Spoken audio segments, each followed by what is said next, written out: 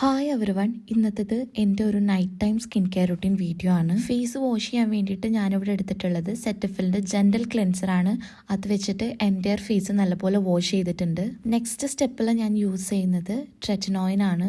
1 day ഗ്യാപ്പിലാണ് ഞാൻ tretinoin use ചെയ്യാറ്. ഒന്നുകിൽ ട്രെറ്റിനോയിൻ യൂസ് ചെയ്യും, അതല്ലാന്നുണ്ടെങ്കിൽ ക്ലിൻഡാമൈസിൻ്റെ ഈ ഒരു ക്ലിയർ ജെല്ലാണ് യൂസ് ചെയ്യുന്നത്. ഇന്നത്തെ സ്കിൻ കെയർ റുട്ടീനിൽ ഞാൻ യൂസ് ചെയ്യുന്നത് ട്രെറ്റിനോയിൻ ആണ്. ഒരു പീ സൈസ് എമൗണ്ടിൽ മാത്രമേ ഞാൻ ട്രെറ്റിനോയിൻ എടുത്തിട്ടുള്ളൂ.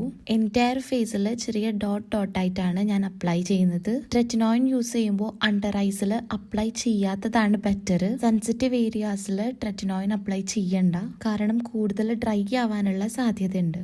പിമ്പിൾസ്, ഹൈപ്പർ പിഗ്മെന്റേഷനൊക്കെ ക്ലിയർ ചെയ്യാനായിട്ട് ട്രെറ്റിനോയിൻ നല്ലൊരു ഇൻഗ്രീഡിയൻ്റ് ആണ്.